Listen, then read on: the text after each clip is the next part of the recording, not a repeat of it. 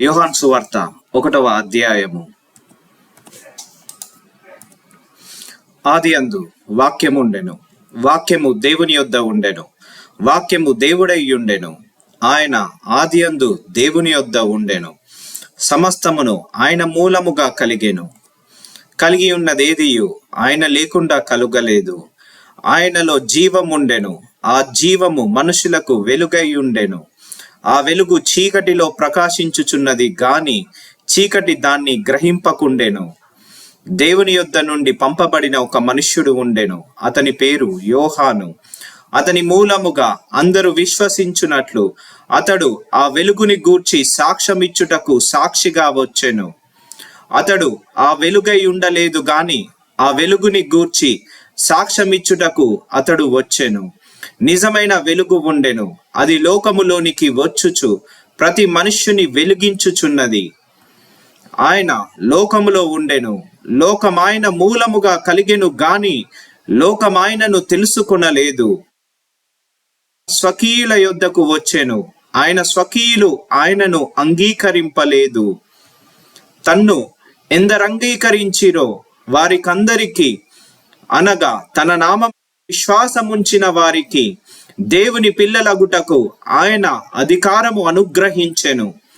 వారు దేవుని వలన పుట్టిన వారే గాని రక్తము వలనైనను, శరీరేచ్ఛ వలనైనను, మానుషేచ్ఛ వలనైనను పుట్టిన వారు కారు. ఆ వాక్యము శరీరధారి అయి కృపా సత్య సంపూర్ణుడిగా మన మధ్య నివసించెను. తండ్రి వలన కలిగిన అద్వితీయ కుమారుని మహిమ వలె మనము ఆయన మహిమను కనుగొంటిమి. యోహాను ఆయన గూర్చి సాక్ష్యమిచ్చుచు, నా వెనుక వచ్చువాడు నాకంటే ప్రముఖుడు గనుక ఆయన నాకంటే ముందటి వాడాయననియు, నేను చెప్పినవాడు ఈయనే అనియు ఎలుగెత్తి చెప్పెను. ఆయన పరిపూర్ణతలో నుండి మనమందరము కృప వెంబడి కృపను పొందితిమి. ధర్మశాస్త్రము మోషే ద్వారా అనుగ్రహింపబడెను, కృపయు సత్యమును యేసుక్రీస్తు ద్వారా కలిగెను. ఎవడును ఎప్పుడైనను దేవుణ్ణి చూడలేదు. తండ్రి రొమ్ముననున్న అద్వితీయ కుమారుడే ఆయనను బయలుపరిచెను. నీవెవడవని అడుగుటకు యూదులు యెరూషలేము నుండి యాజకులను లేవీయులను యోహాను నొద్దకు పంపినప్పుడు అతడిచ్చిన సాక్ష్యమిదే. అతడు ఎరగనక ఒప్పుకొనెను, క్రీస్తును కానని ఒప్పుకొనెను. కాగా వారు, మరి నీవెవరవు, నీవు ఏలియావా అని అడగగా అతడు కాననెను. నీవు ఆ ప్రవక్తవా అని అడగగా కానని ఉత్తరమిచ్చెను. కాబట్టి వారు, నీవెవరవు, మమ్ము పంపిన వారికి మేము ఉత్తరమేమియ్యవలను గనుక నిన్ను గూర్చి నీవేమి చెప్పుకున్నావని అతన్ని నడిగిరి. అందుకతడు, ప్రవక్త అయిన యోషేయ చెప్పినట్టు, నేను ప్రభువు త్రోవ సరళము చేయుడి అని అరణ్యములో ఎలుగెత్తి చెప్పు ఒక శబ్దము అని చెప్పెను. పంపబడిన వారు పరిసయ్యులకు చెందిన వారు. వారు, నీవు క్రీస్తువైనను ఏలియావైనను ఆ ప్రవక్తవైనను కాని ఎడల ఎందుకు బాప్తిజం ఇచ్చుచున్నావని అతనిని అడగగా, యోహాను, నేను నీళ్లలో బాప్తిజం ఇచ్చుచున్నాను గాని నా వెనుక వచ్చుచున్నవాడు మీ మధ్య ఉన్నాడు, మీరాయన నెరుగరు.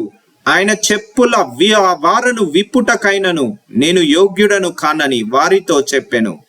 యోహాను బాప్తిజం ఇచ్చుచున్న యోర్దాను నదికి అవలనున్న బెతనీయలో ఈ సంగతులు జరిగెను.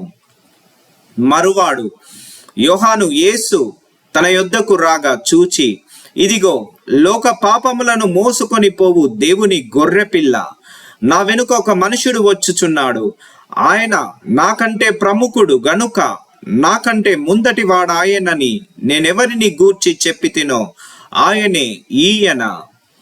నేను ఆయనను ఎరగనైతిని గాని ఆయన ఇజ్రాయేలీలకు ప్రత్యక్షమగుటకు నేను నీళ్లలో బాప్తిజం ఇచ్చుచు వచ్చితినని చెప్పెను. మరియు యోహాను సాక్ష్యమిచ్చుచు, ఆత్మ పావురం వలె ఆకాశము నుండి దిగివచ్చుట చూచి తిని, ఆ ఆత్మ ఆయన మీద నిలిచెను. నేను ఆయనను ఎరుగనైతిని గాని నీళ్లలో బాప్తిజం ఇచ్చుటకు నన్ను పంపినవాడు నీవెవని మీద ఆత్మ దిగి వచ్చు నిలుచుట చూతువో ఆయనే పరిశుద్ధాత్మలో బాప్తిజం ఇచ్చువాడని నాతో చెప్పెను.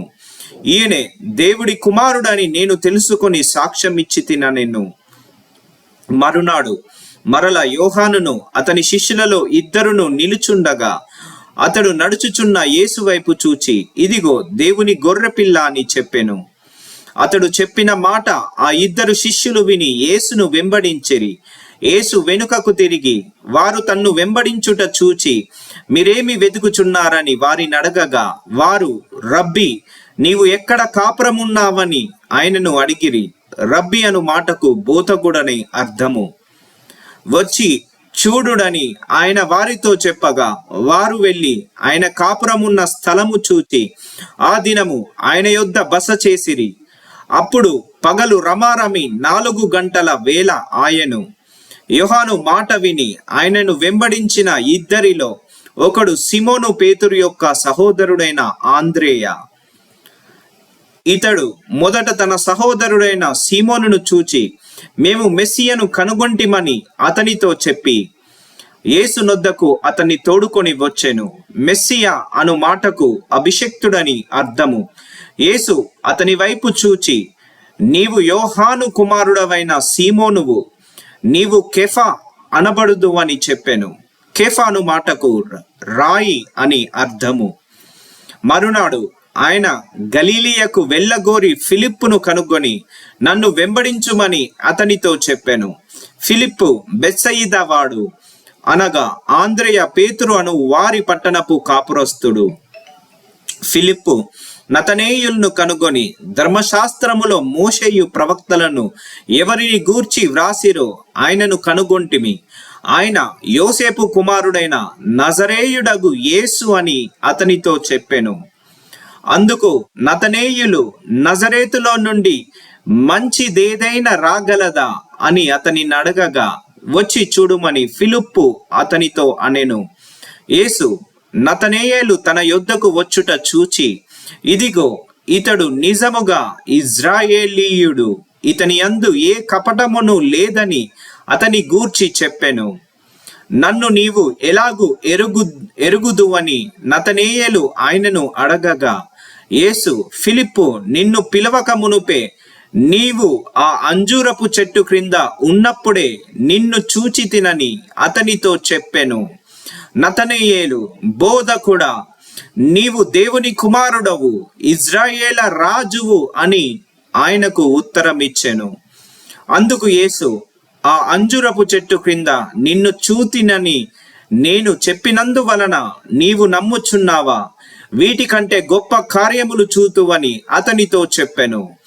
మరియు ఆయన, మీరు ఆకాశము తెరవబడుటయు దేవుని దూతలు మనుష్య కుమారుని పైగా ఎక్కుటయును దిగుటయును చూతురని మీతో నిశ్చయముగా చెప్పుచున్నాను నేను.